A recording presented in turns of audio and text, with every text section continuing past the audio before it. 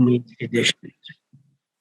I think it's, important to note that, soon that it's hard to imagine that the rich, soft epidermal layer of earth is still beneath us, and that there's still work being done in the soil right now. That soon, depending on how long you feel about these months ahead, whether soon or long, miraculously, all that's green and will bloom, and new life will rise again from where we are. And I think just to think about all the interwoven organisms that it takes to bring flourishing life back, and especially as I think about the St. Croix Valley and just the kinds of life that call this place home, the vast community of both human and creaturely life that calls this place home, and along these sacred shores. And, thanks be to God, the earth will rise and Easter will come. And we look forward to this hope of new life that's going to bloom. And even while we kind of live in that hope in the frozen tundra around us, God continues to call us to till and to keep and to nurture the soil. And I'm really thankful for the web of relationships and the folks who have been banding together in the St. Croix Valley, just the huge outpouring of different churches and people stepping up to lead right now, to give voice to the experience of people in different housing seasons of life, both the housed and the unhoused, to really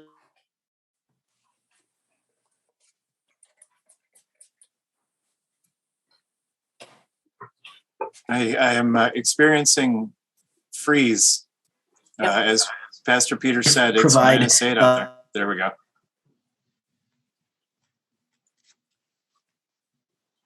Peter, if you can hear me. That we continue to tend. Okay. Oh, sorry. Yep. Did I get it? It looks like you froze out for a little bit. Yeah. When the internet gets slowed down in this frozen tundra around us, but just really hopeful and thankful, and the vision that's being put forward right now. I think it is a unique moment and a chance to really tend to the soil of our relationships and really the relationships of those serving in our community and the public life that we're building together. So I just invite you to pray with me and continue our time together. Good and gracious God, we are aware of both the gift and the opportunity to bring your vision of home and a sacred place for all to our communities. God, thank you for those who are working behind the scenes, who are tending the soil, who are, even when it's chilly and the ground around us seems frozen, that you would inspire in us the power of the Holy Spirit to continue to move us forward toward your vision, connect us to the interwoven web of life, and the leadership that and the hearts of all who are moving us toward this vision. God, thank you for MICAH. Thank you for all of the churches and faith communities and organizations and all of our elected officials that are here today. Continue to move us in the direction of a soil that is rich and where life for all of your children can be a flourishing time. And we pray that this season really bloom anew for the St. Croix Valley, for the NorthEast Chapter, and for all of in the state of Minnesota. And we pray this in Jesus' name. Amen. Thank you so much, Pastor Miller, for that timely, important, and hopeful message. And now a few words about MICAH, the Metropolitan Interfaith Council on Affordable Housing. Excuse me. Our organization was started in 1988 by people of diverse faiths who came together out of concern about the rapidly increasing number of people in our communities experiencing homelessness, and with a firm resolve to address the issues creating that crisis head on. Their mission then remains our mission today, to ensure that everyone, without exception, has a safe, decent, accessible, and affordable home. We are a welcoming community, respectful, accepting, and loving of everyone without exception. Our members include congregations and organizations that help to address the immediate needs of people in our community, providing support such as prevention services, outreach, food, shelter, transitional and supportive housing, and affordable rental and home ownership options. In addition to providing and supporting these direct services, we advocate with local, state, and national policymakers to address systemic causes of homelessness, lobbying for policy changes that encourage communities to build and preserve affordable housing that currently, after all these years, remains in such short supply. Our work is based not only on our values, but on listening to and working with people who have experienced homelessness themselves, allowing them their rightful place at the table and a voice in making decisions and developing solutions to the current housing crisis. 70% of MICAH's board and staff are from diverse communities. Over half of our board and staff have experienced homelessness or housing crises or discrimination. I'll just add that our staff members are capable and committed and led by an executive director who works tirelessly and effectively on all levels, local, state, and national. We organize in regional chapters, including Minneapolis and St. Paul, suburban Washington, and Ramsey counties, Anoka County, Dakota County, and others. So with that, I will turn to our agenda for this morning's meeting. Today, we will be looking at 3 issues, 2 of them on the county level. Those are 1, the Washington County plans to open an emergency adult shelter, and 2, Ramsey County's new Housing and Redevelopment Authority levy and how that money will be spent. The 3rd issue at the state legislative level is our longtime Lead Safe Homes bill and the opportunity presented by our current state surplus to fund that bill. In the remainder of our meeting, we will address these issues one by one. Following a presentation on each, legislators and officials from those areas will have a chance to respond to a question or 2 written by MICAH members and given to the officials in advance. John Slade, our chapter organizer, will then repeat back in shorter form what we heard.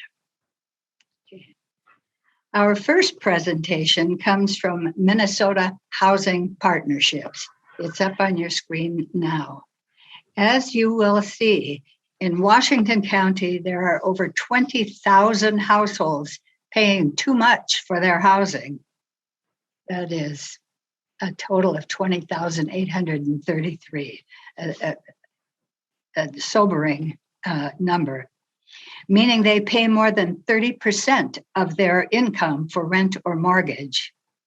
As this slide shows, there's a major disconnect between what the most common jobs in the county pay as a salary and what the workers in those jobs have to pay for housing. Sometimes people think we don't have a need for affordable housing in Washington County, but the facts show that we do. This leads us to one of our priority issues: progress on the Washington County Adult Emergency Shelter. Jennifer Castillo, Director of Washington County Community Services, will address this issue. Jennifer? Thank you. Thank you. And thank you everyone for having me today. I'm really excited to be here. My name is Jen Castillo. I am the Director of Community Services with Washington County. I have been with Washington County just a little over 6 months at this point. So it seems kind of ironic that I am here to introduce Sarah and Jenny so they can do this presentation, because I think they're a bit more of a known quantity than I am at this point. But I am excited to be here. I have spent 20 years in human services, corrections, and public health programs, the majority of that with Hennepin County. So familiar very much with the issues surrounding housing and the lack of housing and issues with instability. And very excited to come into Washington County at this time, even though that may sound a bit, weird knowing it's COVID and the impacts that COVID have had on all of our social services and economic programs, and not only with the demand and the need for those services, but also the way we deliver services. And I think we have really found the need to shift the way we deliver services, especially in congregate settings, such as our emergency shelters. And this has really provided an exceptional opportunity for us to look at how do we provide these services differently. And so with that, moving forward, I am going to introduce Sarah Triple, who will walk you through the progress we've made on the development of our adult shelter, and also we'll be open for questions after. Thank you. Sarah? Yes, good morning, everybody. Can we go to the next slide? Yep, one more, please. Thank you. So good morning, everybody. As Jen said, I am Sarah Triple. I have been at Washington County for quite a long time now, and I'm very excited to give you a very high-level overview of what we have done regarding adult shelter over the last couple of years. First, before I start, I want to we have several commissioners who are present today, and so I want to thank them very much for the support that they have given us to help our efforts move our vision forward over the last couple of years. Without their support, we would not be where we are today. To jump into what we've been doing during the pandemic, we started our hotel shelter program in April of 2020, and since then we have served almost 200 individuals. Currently, we have 23 individuals in our shelter, and that is at max capacity. We have chosen to do that in 2 different hotel sites within the county to provide people some choice and to keep them close to where they are wanting to be, like if they had a job in the county. A few months into the pandemic, we quickly realized that we did not have enough staffing, and we contracted with a service provider to be on site during business hours at both hotels to help provide services, which is continuing. In addition, while we are working on this hotel shelter, we received ARPA funding, and our commissioners were able to allocate a significant portion of ARPA funding to our vision of creating a permanent shelter. That project is moving forward. We are partnering very closely with the Community Development Agency in our county, and they are helping us with all the technical aspects that us in community services are not as familiar with. So to give you just the latest update, we have currently we're in the process of contracting with both a broker to find a hotel and an architect firm that will help us go into the hotels to figure out what would we need to do for reservations and help inform our selection of a proper hotel. As I alluded to, we have $6.8 million in ARPA funding. That is $6 million for acquisition and renovation of a shelter, and the $800,000 is to help us continue to run our hotel shelter. And our goal is that we will continue to run that until our permanent shelter opens, and we have a very ambitious goal that will happen in spring of 2023. Next slide, please. Very quickly, I just wanted to talk about what our vision is for this shelter, because I feel it's a little bit different than many people's image of a shelter. We are aiming to do a non-congregate shelter. We want them to have individual rooms. We want to take a holistic approach and meet people where they are at. We intend to have 24/7 services on site, which means that people will be able to stay in the shelter. They will not have to leave during the day. We are also wanting to bring in additional wraparound services So things like potentially, mental health services or employment services, or, working with the people in the shelter to figure out what they need so that we can better serve them. In addition, we are trying to explore what a tiered shelter model might look like. Many people have various barriers and can't always find housing within a certain amount of time. And as the eviction moratorium has proven, it has made affordable housing even more difficult to find in Washington County. So some people need a significant amount of time to do that. Next slide, please. And just very briefly, we've learned that it takes many, many people to make a shelter successful. Many partners. And this visual just shows some of the partners that we have built relationships with to make our current shelter successful, and we will continue to build on these partnerships.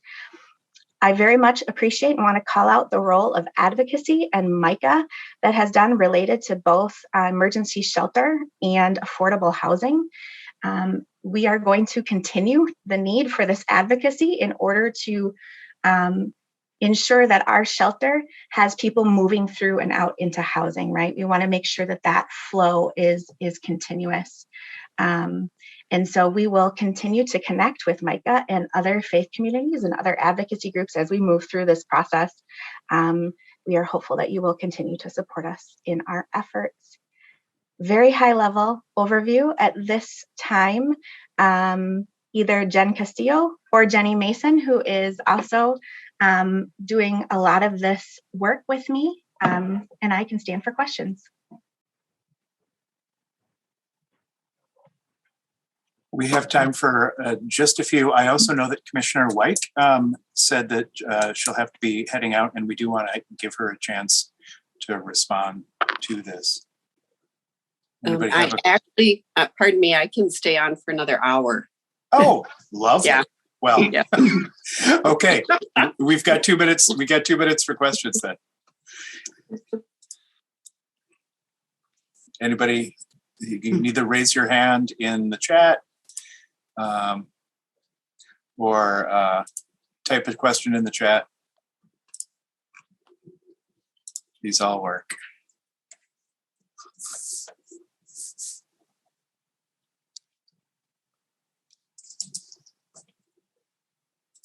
I see the question about wanting to share the slides, and I am fine with that. Oh, excellent. So I don't know, John, if you can do that. But yep, I can. We will send actually copies of this. Well, assuming that Ramsey County is also all right with that, we'll send copies of the slides out to everybody who's come to the meeting. Okay. All right. Okay. Well, thank you, Jennifer and Sarah, for your very informative presentation.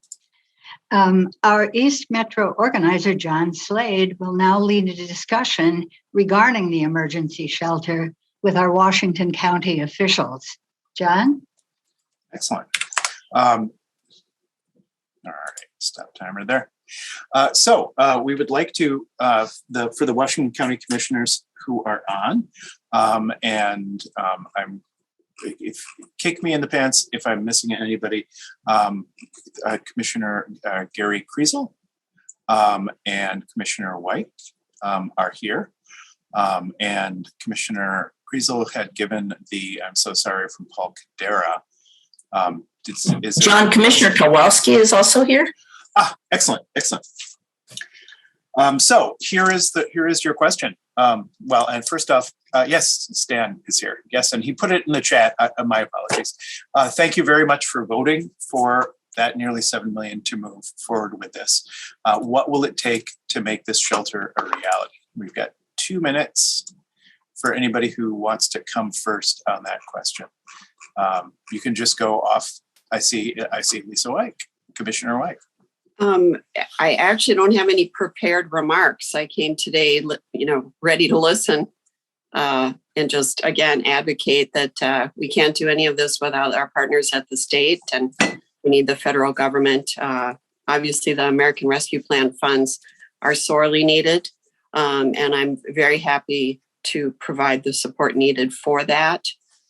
We passed that resolution in August, I believe, to allocate funding to many different organizations. So housing is obviously the base, the foundation for everything else in our communities. And a lot of my constituents have extended family that they want them nearby. And that makes a lot of sense. That can be less government support in the long run. So, but I would defer to Commissioner Kriesel or Commissioner Karwoski if they have some prepared remarks.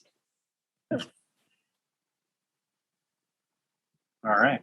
Thank you, Commissioner Wake. Gary Kriesel here. I don't have any prepared remarks, but I think Commissioner Wake did a nice job in stating our position, particularly the fact that we received $800,000 in ARPA funds that we approved using for emergency housing. You know, I would just add that I've been a commissioner now for 18 years, and I've been very proud of the fact of the staff that we have working in community services. They are outstanding public servants who lead with their heart. They're truly, how would I say, passionate in helping others. You know, seeing homeless people, it's heartbreaking, but it's also heart lifting when you see helping the help that's being provided to some of those that at this unfortunate juncture they can't help themselves. But one of our goals since I've been a commissioner, and I think it holds true with this current county board, it's not just helping homeless, but helping people stay in their homes, and spot on as far as the cost of housing. I live in Stillwater, and it's virtually impossible right now to find affordable housing in our Stillwater area in the district I live in. So that is going to be a real challenge going forward. But I would just like to add that our board is always very supportive of policies coming forward, and we have staff that are just working tirelessly to help address these homeless issues. So thank you. Excellent. Commissioner Karwoski here. I'd like to just chime in. I think Commissioner White and Kriesel really hit on a lot of good points. So I would like to just add that as a board, we, taking money to invest in our own housing, it was time to be more than just a partner with nonprofits. It was time for us to recognize the problem on a larger scale and put investment dollars into our own shelter. I think what we're working on, and I know I'm involved in workforce development, and as a board, we're working on, and Commissioner Kriesel touched on it. How do you, I'll expand, how do you break the cycle where not only keep them in a home, but if they're in a subsidized home or homeless, how do you get them back on your feet, get a job for that they don't continue to be homeless? I think that's a big society problem, is to break that cycle of homelessness. So, and as Commissioner Kriesel mentioned, our staff is amazing. We as commissioners try to keep our thumb on what the community needs are, but it really helps to have a staff that is out there advocating for the homeless, advocating for those in need, and we really appreciate their skills and passion, and try to support our social service area as much as possible. Thank you.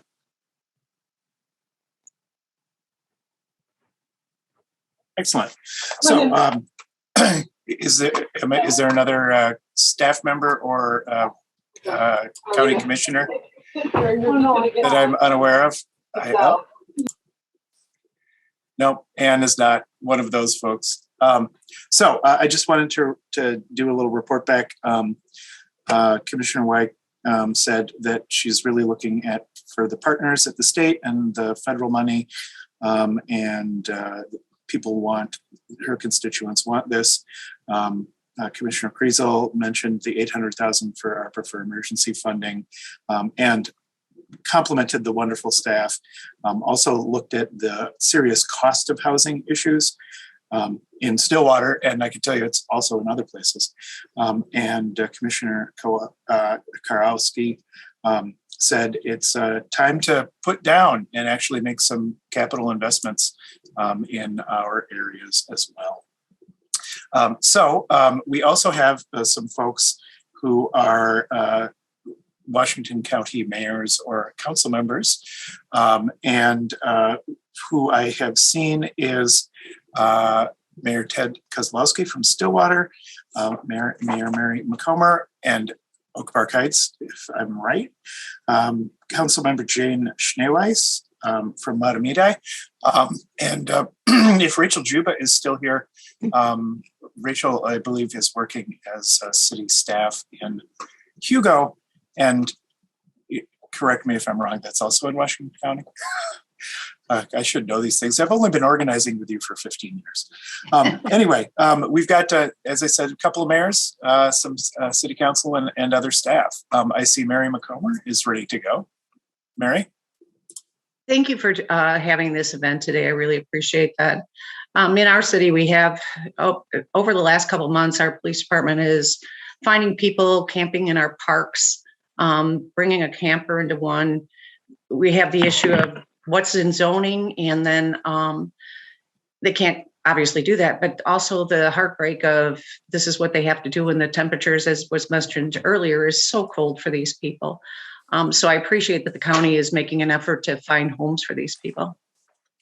And then I'm sorry, I do have to jump off for another meeting shortly, but thank you so much for the event. Excellent. Take you off the hot seat. Who would like to go next? Ted? Yeah, I'll chime in. Can you guys hear me okay? Yeah. All right, great. Well, good morning, and thank you, everybody, for being here this morning. And thank you to Pastor Peter for the introduction. Great. I felt like we needed a little bit more of a reminder of how cold it is outside right now.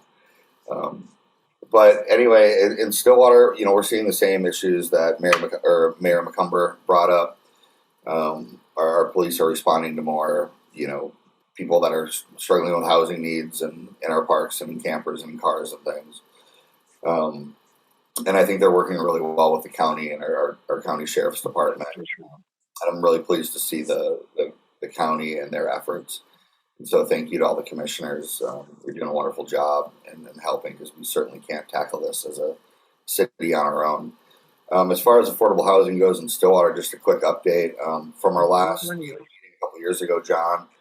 One of the things that came to light that was important for us, if we're going to be able to do housing, is setting up an EDA for the city of Stillwater. And so I'm happy to say that we finally have done that. We have an economic development authority that we've only met once or twice at this point, so it's really new.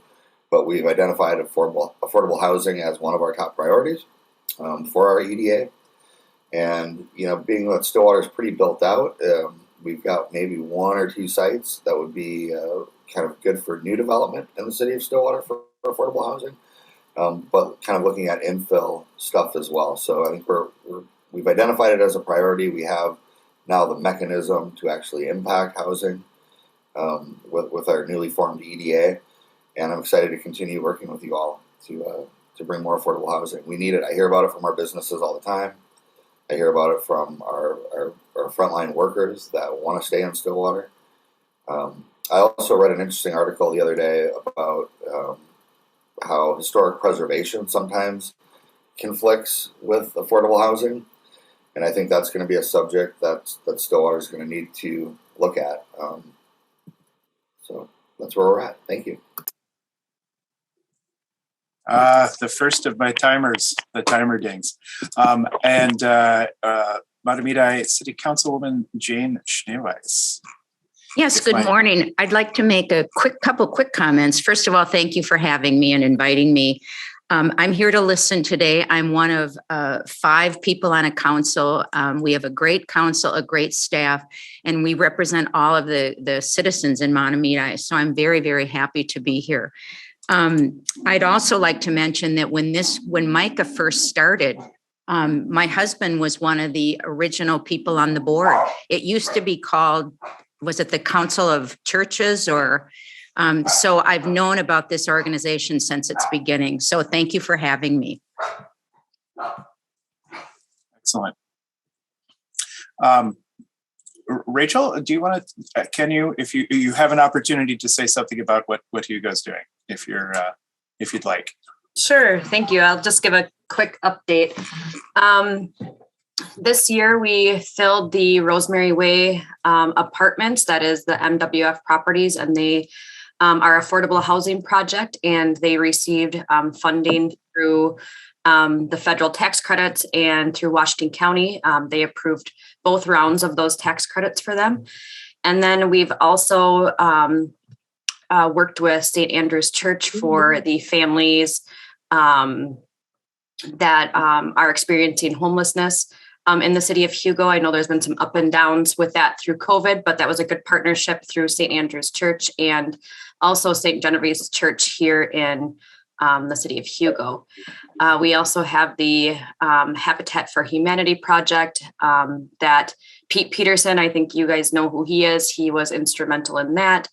And that's all full now too. So there hasn't been any new initiatives for those other affordable projects, but that's kind of what we're working on. Excellent. All right. I just wanted to say then that we heard from Mary McComber. As a mayor, she has seen way more needed affordable housing. They've seen way more homelessness. And has been, the police have been talking about that. Mayor Kozlowski said as well that the police are seeing more people in parks, and that the police and the county are doing that. He also highlighted the EDA that the city of Stillwater has started looking at 1 or 2 sites and looking at infill housing, and also highlighted business community interest in that. Jane Schneeweiss from Mahtomedi talked about the long time that she's had connections with MICAH, and thank you for thanking us.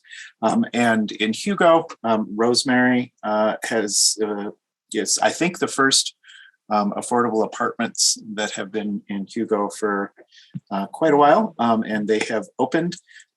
And they have also been working with St. Andrews and St. Genevieve's for the shelter that's up there, and have a long time connection with Habitat.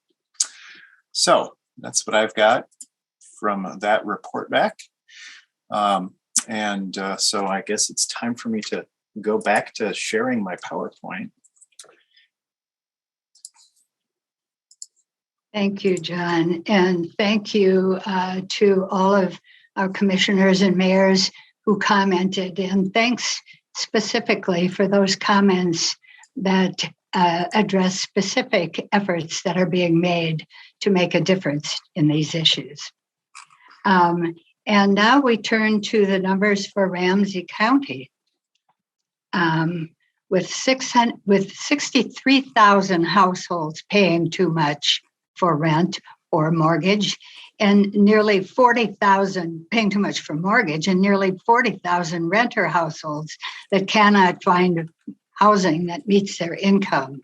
That's a staggering number. Again, the wages for the most popular jobs do not cover the cost of housing. The need is perhaps even greater or more critical in St. Paul and Ramsey County than in Washington County. So we're pleased to welcome Commissioner Victoria Reinhardt, Vice Chair of the Ramsey County HRA, who will speak to this issue and will explain how the situation may be affected by the recent HRA levy. Commissioner Reinhardt? Good morning, everyone. And thank you for this opportunity. I think the most difficult challenge this morning is trying to get as much information out as quickly as possible. There's a lot going on in Ramsey County is what it comes down to. So I will do my very best to keep the time. And I know that John, who, by the way, I was on the call on Wednesday morning. So happy birthday again to John. Anyhow, so I want to very quickly reintroduce myself. I am vice chair of the Ramsey County HRA. Also on the call is the chair of our county board, Trista Matas-Castillo. I believe that Commissioner McDonough was planning on being here, but I didn't see him in the list, so hopefully he was able to join us. He is the new chair of the Ramsey County HRA, and he also chairs Heading Home Ramsey, and I can touch on that a little bit too. It's the continuum of the housing continuum, which I'll deal with here too.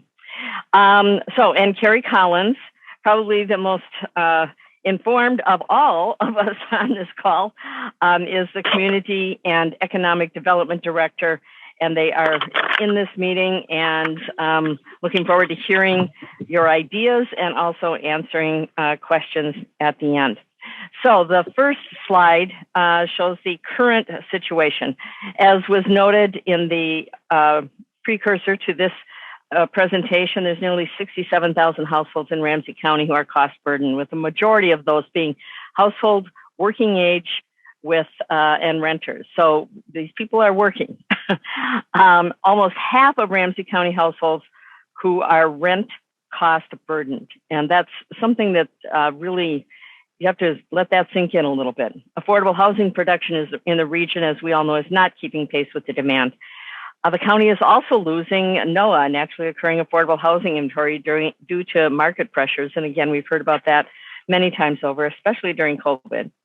The county has a deficit of 15,000 affordable units for households at or below 30% AMI. And I want, again, to just thinking about the need that we have and what we are trying to do kind of leads into the next slides. So the next slide is about supply and demand and how the county connects residents and investments along the housing continuum. And I think that's really important to understand, because when we're looking at what happens, we have each of these areas that we have to spend time and money and volunteers, just everyone needs to work together on each of these, but it has to be along the continuum, because what we're trying to do, obviously, is get people into stable, affordable housing.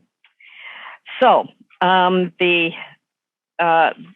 see here. One of the things that this shows is the continuum of where we invest in housing stability, and we see that we need more resources in the supply side of housing. Again, not a surprise to anyone. The next slide is about the HRA priorities. And I want to say right up front, there's a lot on this slide, but it's meant to give context. First, I will talk briefly about the housing infrastructure. Currently funded mostly through the CDBG and home funds, and they are restricted to suburban Ramsey County, and it has narrow eligibility and limited funds, but it is part of the priority areas. Environmental funding and support. This program is countywide.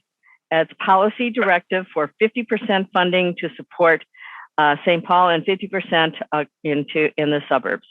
So, and we really try to keep that as close as we can, because there's a lot that goes on in this area. Oh, Denise, this was sure. Denise, you want you to bring it down? Okay. Okay. Sorry. Okay. This was. Okay, I'm not sure who's talking, and I think I got it. Okay, thank you. Okay, the Environmental Response Fund is something that has been around for a while, and it was previously focused on soil contamination. In the last couple of years, we've expanded it into building out of wealth building, basically, and trying to deal with the underlying contamination, so that contamination and abatement. So we've expanded that. The redevelopment planning and assistance. The Corridor Revitalization Program are planning funds. It remains flexible funding and early planning dollars. And we need dedicated resources to continue the program. And finally, the innovation funds. These are limited funding to advance innovative ideas in Ramsey County. It's an exciting area of funding, and it is set aside to advance creative proposals in the area of workforce development. Those funds are flexible. Resiliency, energy efficient models and technology, housing models and products, the new modular and or energy efficient housing products, ideas that reduce housing cost burden, because it's all part of the process. I know a number of years ago, Commissioner McDonough was talking about the fact that people could get affordable housing, but they were not necessarily in something that they could afford because they were so not kept up. Anyhow, so we have to look at, again, all parts of the housing continuum. The next slide shows our vision for the HRA levy. And this is probably one of the most exciting things. This is a long time in coming. We previously had been the only county in the Twin Cities metropolitan area that did not actively levy for affordable housing until now. A countywide levy raises up to $11.1 million annually to fund affordable housing and redevelopment projects. The funds collected through the Ramsey County HRA levy would be equitably distributed across St. Paul and suburban Ramsey County to support the preservation of existing and creation of new affordable housing, building community wealth through stronger pathways to home ownership, advancing redevelopments to assist with housing, business retention, attraction, and expansion. Again, this is something that is that we levied for the first time in this year, so these funds will be available beginning in 2023. The Ramsey County HRA levy area extends across all of the county except North St. Paul at this time, which has its own HRA levy, and very limited funds there, but we will continue to work through this. So next, on slide 6, there we go. The American Rescue Plan Act, and I know there's a lot that people are wondering, okay, what's going to happen with this? What we as a county decided to do was to upfront some of those funds because, again, the $11.1 million is not going to be available until 2023. And so we wanted to make sure that we were infusing as much as we could.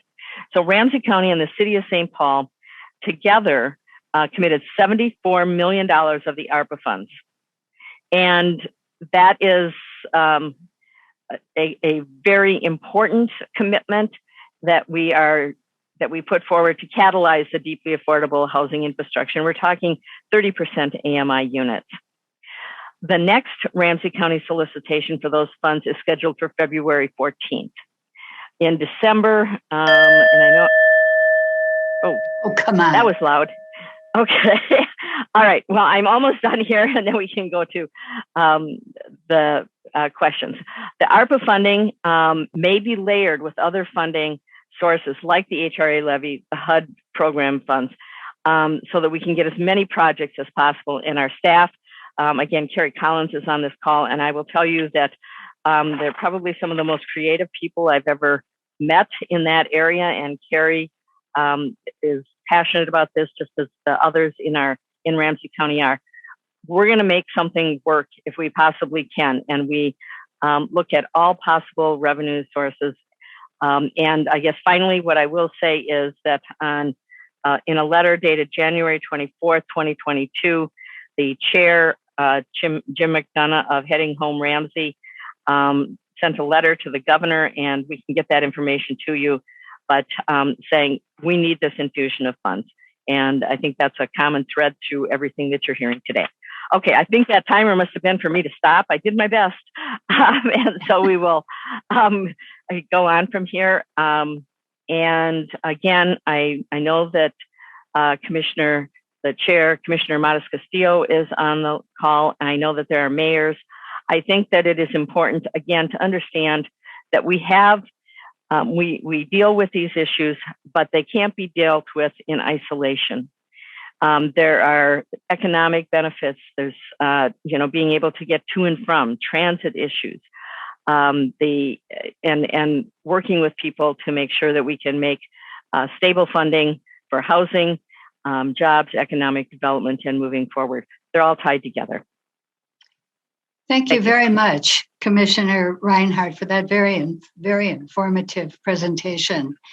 And now East Metro organizer John Slade will lead the discussion with our Ramsey County officials and will briefly summarize what he has heard from them at the end in their responses. John. Excellent. I see that Commissioner Matas-Castillo is here, newly elected Ramsey County Board Chair, Trista Matas-Castillo. And I know that you were pretty big on getting this all in. Trista, what would you like to, now that you have the Housing and Redevelopment Levy, many of those decisions will be shared with various counties. What would you like to see? Where would you like to see those resources spent? Yeah, thank you so much, John, and thank you to MICAH for all the work you've done to help us pass the HRA levy. Commissioner Reinhardt was my co-conspirator and partner to make that happen, and I appreciate all the work that she did too. You know, our focus really is to use the funds that we are collecting through the HRA levy to target at 30% AMI and below, with the assessment, as Commissioner Reinhardt laid out, is that that's where our greatest need are, and it's often cost prohibitive for developers to get to that low rate. And so our money will be targeted towards 30% AMI long term. We had our first round of funding already for funds, and our second RFP for proposals is coming out mid-February to work with developers to make sure we're encouraging development that serve our greatest needs. All right. It sounds like that's what Trista's got to say. And thank you very much as well for making that happen. We also have two elected officials from White Bear Lake, the newly elected Mayor Dan Louismet, if I'm getting your name right, Dan, and Dan Jones. So I'm going to pause my timer, stop my timer, and reset my timer. Do we have, I see Dan Jones is gone live. So I'm gonna put you up there, Dan. You're on. All right, fine. Thank you, MICAH, for hosting this, and thank you for everything. I will defer to our mayor first, though. Okay. Slade, I said Dan, and next thing I know, boom, we're surrounded. Okay, Mayor, good to meet you. Good to have you. Thank you for having me. I'll be honest, I'm going to play the new guy card. I'm here in a listening and drink from the fire hose capacity and just taking everything I can from what's going on around the region, except to say that the city of White Bear Lake is obviously very aware of the affordable housing issues and want to be part of the conversation to find solutions.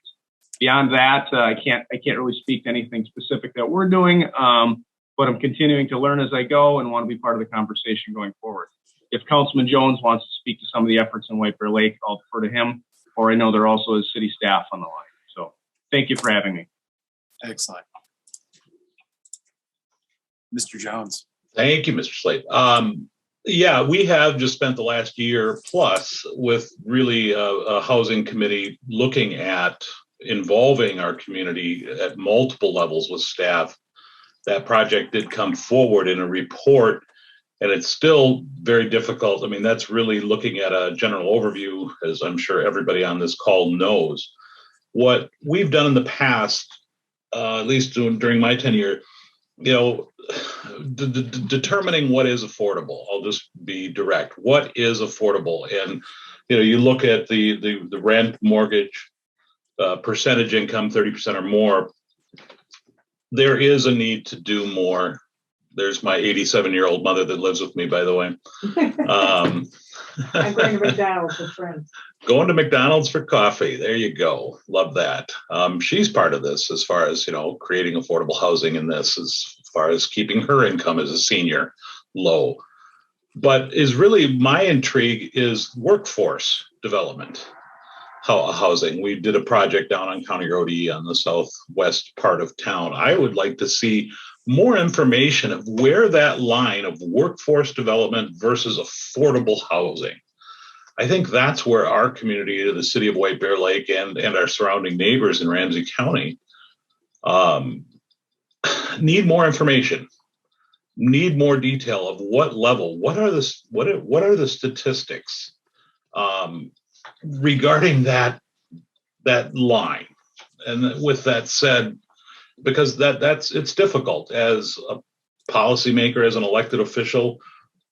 I think everybody on this call knows that when you say affordable housing, that's not the most positive thing to residents. It's not a good thing. It is just a fact, but it is also a fact of what is being presented in this meeting. And again, thank you for that, of the needs of all of our residents, not just the ones that can afford to pay their mortgages and their rent. So thank you for the time and opportunity to listen. Perfect. All right. And I turned, theoretically, it's the first time with that new timer, I turned it down. We are really focusing on elected officials because you guys respond to the voters, and we've got some of your voters here. I know that there are City of White Bear Lake staffers, and for the mayor, I just want to let you know that MICAH has had a really great relationship with a lot of the folks in the City of White Bear Lake, and we really appreciate that. You've got some really great staff. If any of them would like to speak up, they may. But I also know that we also have had an interest on that. Now, I believe that Lindy is the new. Are you the new city manager? Yes, and this is Ann. Hi, good morning. Oh, Ann. Yep. And Lindy is in my office because she was having some troubles upstairs. So we're both listening in here and very excited about, the report that Councilmember Jones mentioned, the housing task force that spent last year identifying priorities for the city moving forward. And, we do spend a lot of time. Not all the conversations we have with developers are really able to be shared publicly, but, it's like 3 steps forward, 1 step back in trying to create new housing. So new affordable housing is very challenging out here in the suburbs. And I think some of the task force really wants to focus on ensuring that what we have is retained.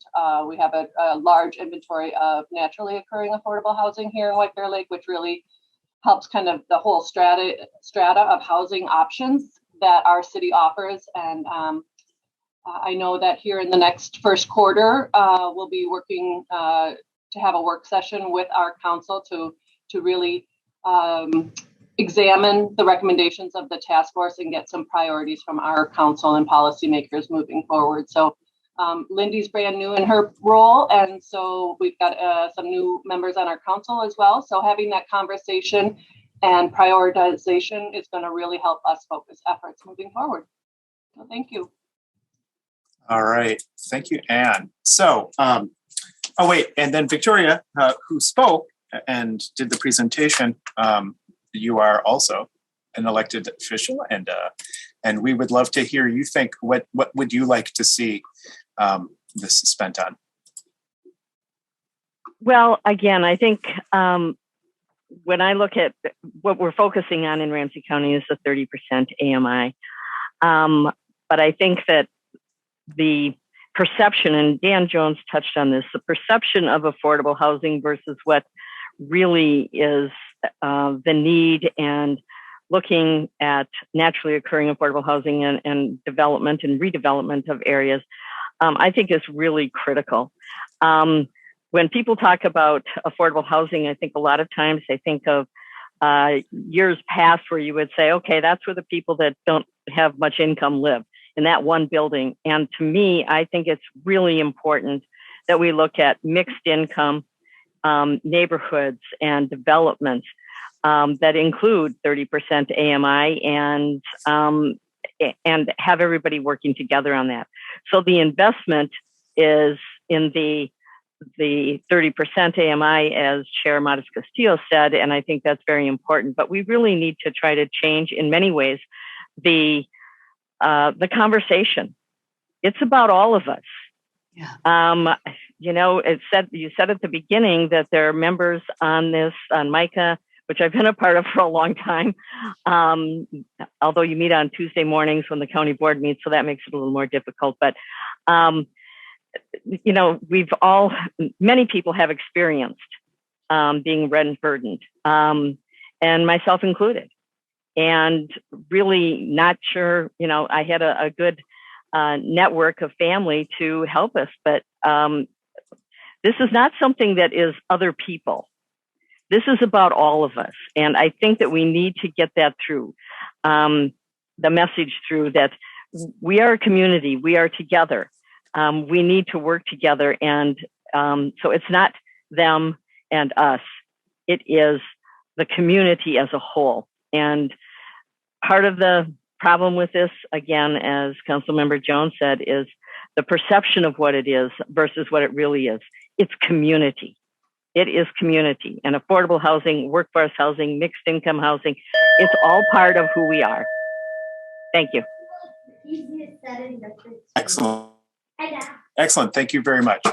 I'm now going to do, as I said, the little bit of report back for what we heard. Let's see. I'm going to stop sharing for just a minute. So Commissioner Modis Castillo said that she has a real focus on 30% area median income housing and is interested in working with developers on that.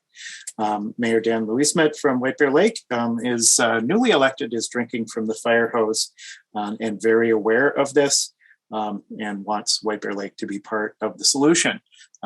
White Bear Lake Council member Dan Jones was worked on the housing committee, which came forward with a report. He wonders, you know, what is affordable and at what levels are folks going to be interested in? I heard an interest in workforce housing development, which is, for those folks that don't know, 30% area median income is considered the lower level. Workforce development projects often come in at the 50 and 60% area median income. And he also, though, mentioned that there's a negative perception in the community of folks disliking affordable housing. And Kane and Lindy were able to talk a little bit about the housing task force and say that there are lots of things that happen kind of in the background with city staff, but that new affordable is challenging.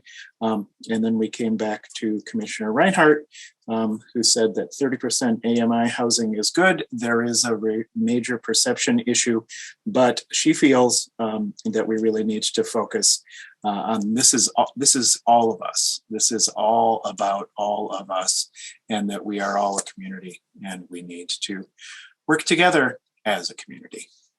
So thank you all very much for that. We'll now come back to the Zoom call. There we go. The slideshow. Yes, and my thanks as well to all of the commissioners and mayors who gave their comments. And now I am very pleased to introduce Sue Watlaw Phillips, Executive Director of MICAH and Board President of the National Coalition for the Homeless. Sue will speak about MICAH's state legislative priorities. Sue. Thank you, Janet. And we are just honored and blessed to have all of you here with us as we work together to ensure that everyone, without exception, has a safe, decent, and accessible place to call home that's affordable for them. So I think in regards to the discussion that we were having, is really looking at what is affordable at the incomes that the variety of people in our communities have. That's what affordable housing is. And so I think we need to redefine that. I think Janelle Freeman Anderson from Freedom from the Streets has really helped us on the MICAH board to really kind of relook at how we utilize that term. And I'll talk about her in just a few moments too.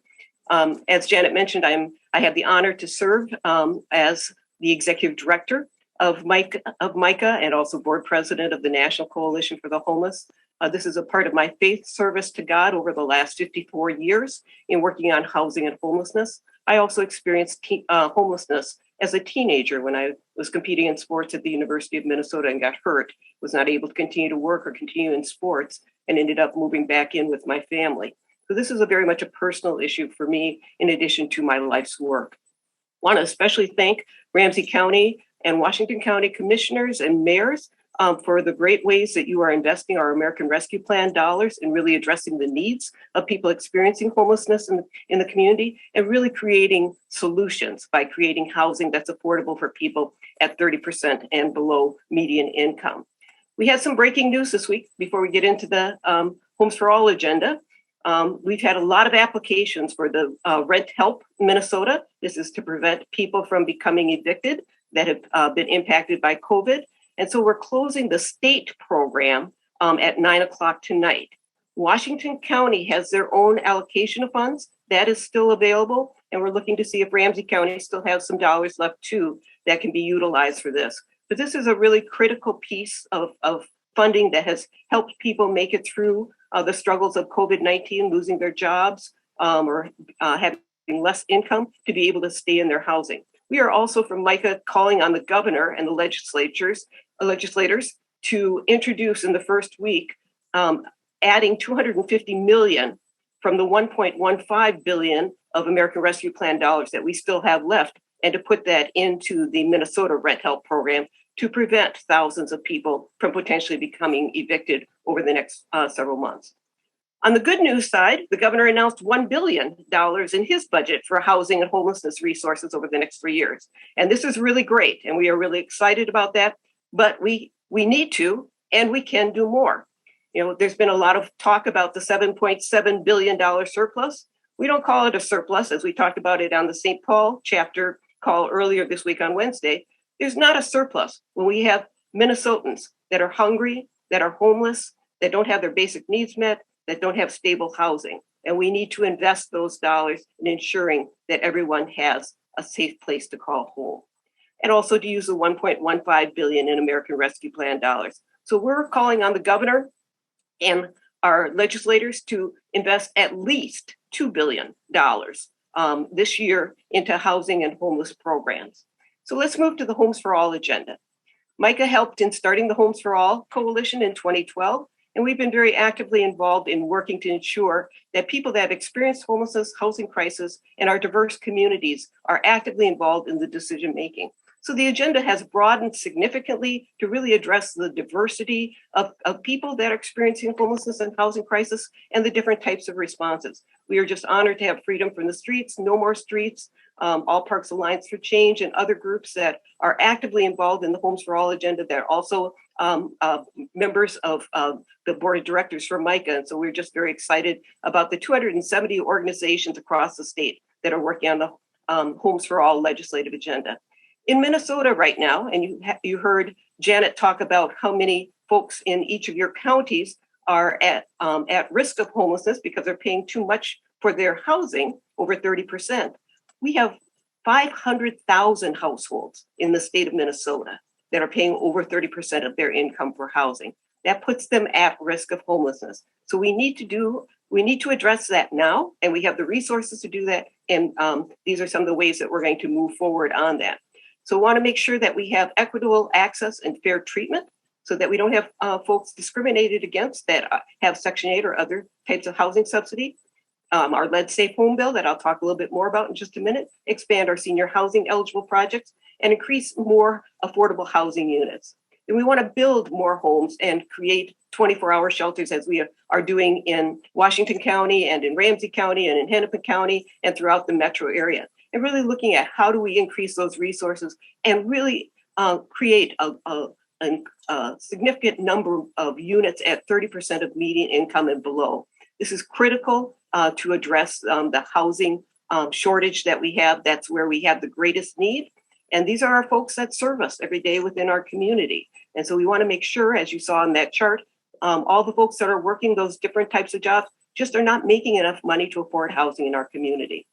The Housing Stability and Anti-Displacement Program, Bring It Home, which is an initiative that Beacon brought to us a couple years ago. We put $1 billion into rental assistance, and then really want to address the issues that we have around eviction and making sure that folks with mental health issues have the ability to have rent subsidies while they're trying to get into Section 8, as well as having landlords protected as they take risks with folks that have struggled with some of their rental history. Want to preserve our naturally occurring affordable housing units, or NOAA, have more money for bonds for public housing so we can rehab that, so it's good. Good housing for all of our folks that are seniors, people with disabilities, as well as some of our singles.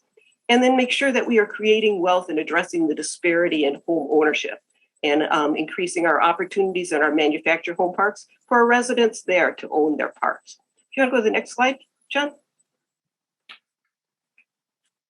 So one of the bills that MICAH has been working on, and we are just very honored that Representative Fisher and Senator Housley are their chief authors on the Lead Safe Home Bill, is to really address an issue that continues to hurt so many of our children across the state of Minnesota. 1 out of every 3 homes in Minnesota, according to the Minnesota Department of Health, has lead paint in them. And these are homes that were built before 1978 and had lead paint, and it may not have been encapsulated or may not have been abated. And so we have children living in those homes, and then we have our grandchildren and nieces and nephews that are coming to potentially our home that have lead paint, and potentially getting some of the dust or some paint into their system. And so what happens is about 700 children are poisoned by lead paint each year. And if a child becomes poisoned, it does significant brain damage to them. And it impacts their family tremendously.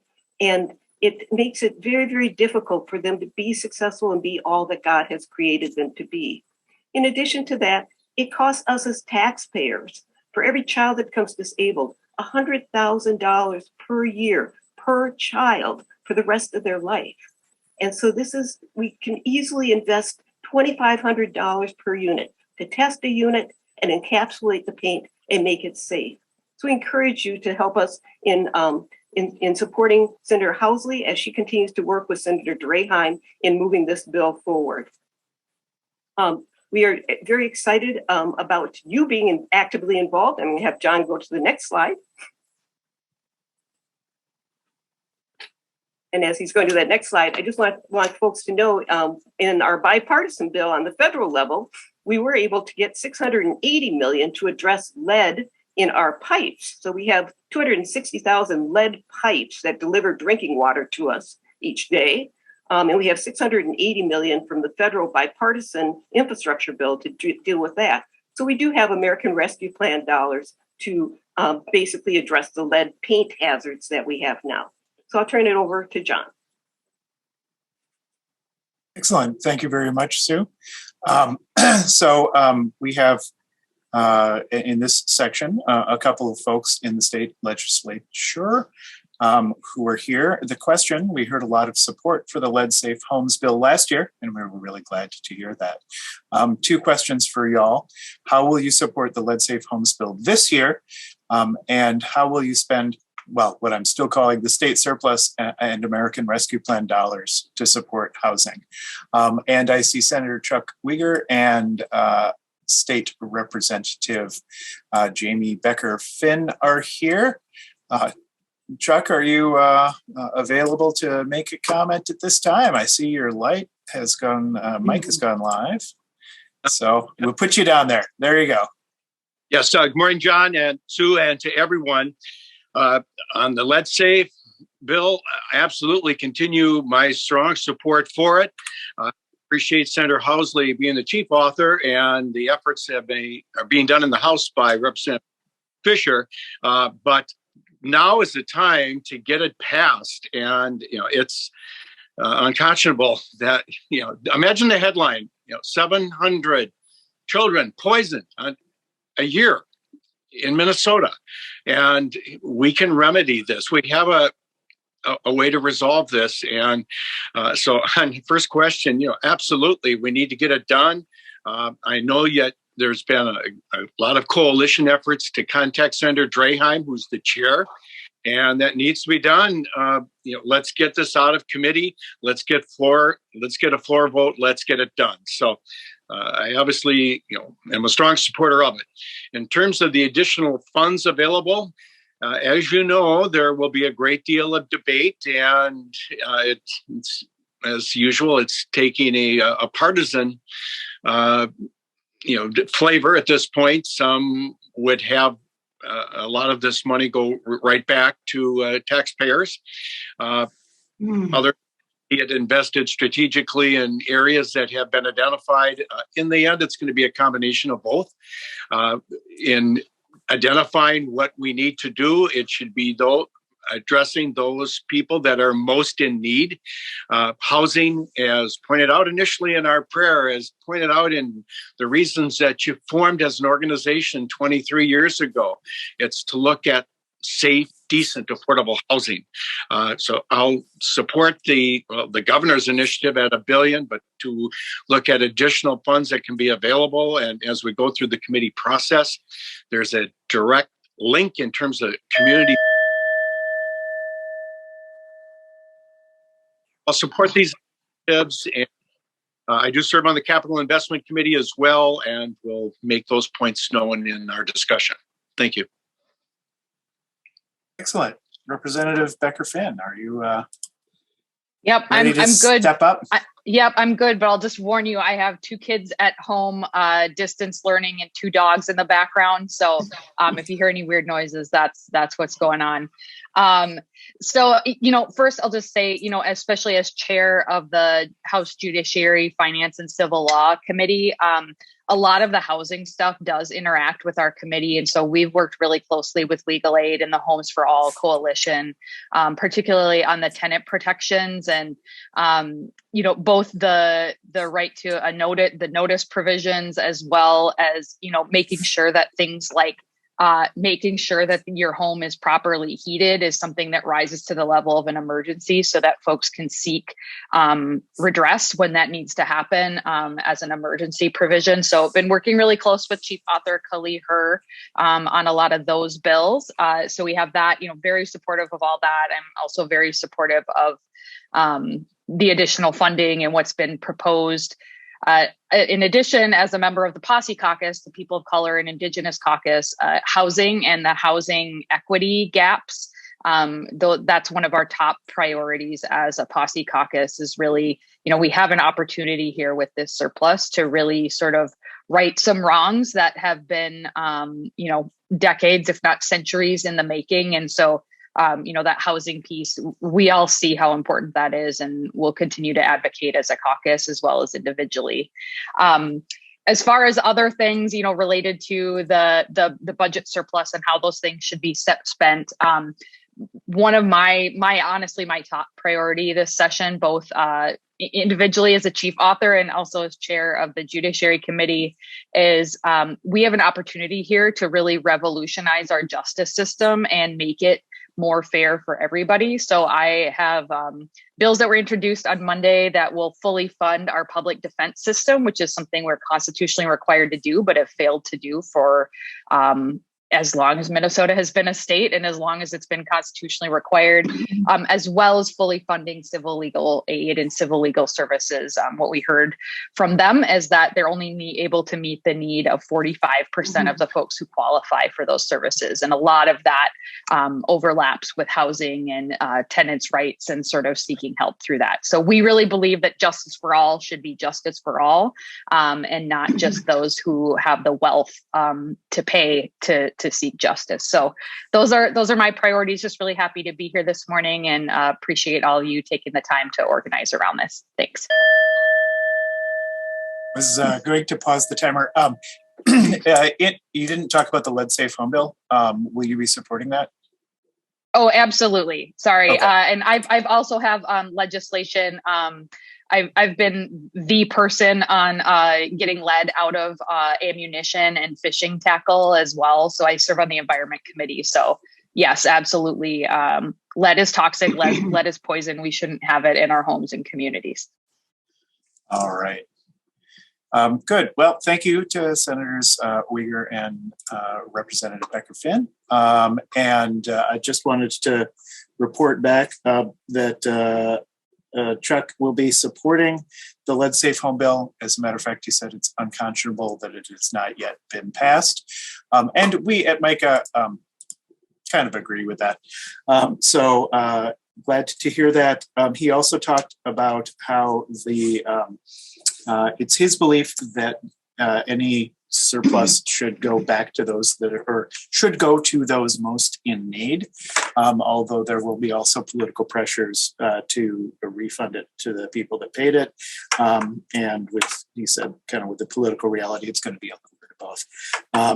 Representative Becker-Finn had the kids and dogs, which were pretty quiet, but has also been working on a lot of things that actually our St. Paul chapter meeting 2 days ago talked about with legal aid and tenant protections, that there should be eviction notice given in the state, that being without heat is an emergency. And I think we would all agree on a day like today, that is very much the case as well.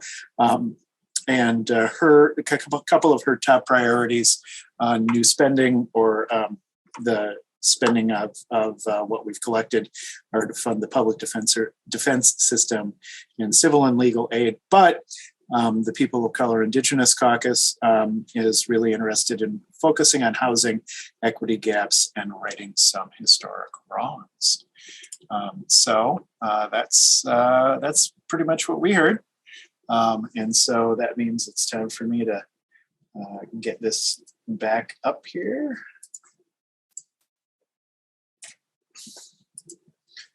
And we'll now move to this section. Sue, do you want to lead us on what's going on here? Yeah, so we'd like you to take a couple minutes right now. You can pick up your phone and call Senator Drahite. He's the chair of the Housing, Finance, and Policy Committee, and ask him to have a hearing on the lead safe home bill, that we do have enough money now to take care of lead in our water pipes from the federal government. So let's use the other American Rescue Plan dollars to address lead paint in our homes. Representative Hausman, Chair Hausman, has been a great supporter of this bill. She helped me bring it into the omnibus bill in the House. So it's been in conference committee a few times already, this bill. And we would like to get the bipartisan support to move it forward and get it passed this year. In addition, we'd love for you to also call Senator Jeremy Miller, who's the majority leader, and Representative Melissa Hortman, who's the Speaker of the House, and ask them to really invest the additional budget dollars that we have available to us and the American Rescue Plan dollars to increase affordable housing opportunities, address homelessness, and really focus on the housing needs of folks with the greatest needs. So if you want to take a couple minutes right now, take out your phone and you can make a phone call. Otherwise, we'll also be posting this later on, or if you wanted to email. So we're just going to take a couple minutes, and please take a moment and just make a call or two or three to folks here. Thank you.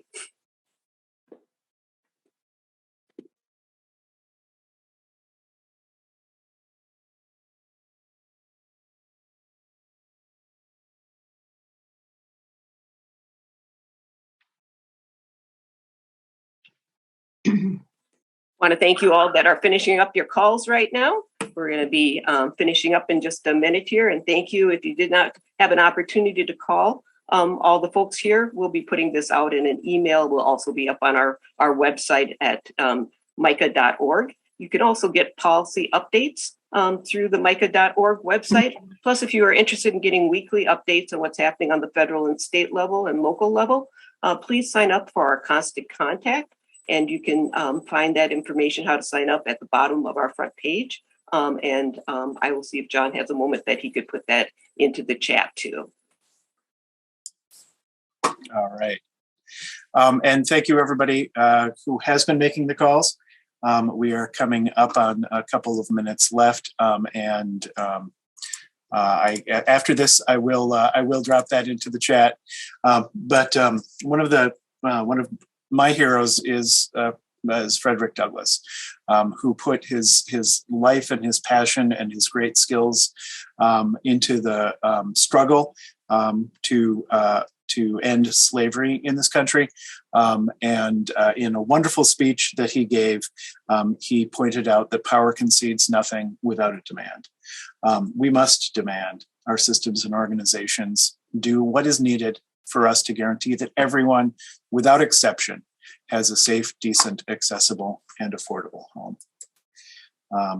Here are some ways to get involved that we have coming. First off, the NorthEast Chapter meetings are the second Tuesdays of every month at 8 a.m. We are still meeting virtually. We had been meeting in rotation, but nobody now has to make the drive to Stillwater from White Bear or to White Bear from Stillwater. We just do it via Zoom. We have a few more legislative breakfasts going on, and the Homes for All annual launch, Second Chance Day on the Hill, and some other days on the Hill are there as well. And we would very definitely, well, I'm going to give this back to Janet, our wonderful mistress of ceremonies for this call. Well, thank you, John. Well, once again, I would like to thank all of you who are with us today. We deeply appreciate your concern about these important issues that have been with us for far too long. Even with the advances that have been made, these issues are urgently in need of being addressed. The time to act, as we all know, is now. And in concluding, I would also like to express our sincere thanks to MICAH's contributors, individuals, congregations, and organizational members, and also to its many funders. Your concern and your generosity are most deeply appreciated. And with that, I wish you all a good day, and I bring our meeting to a conclusion. Thanks, everybody, for joining us. God's blessings. Keep up the good work. Keep making those calls.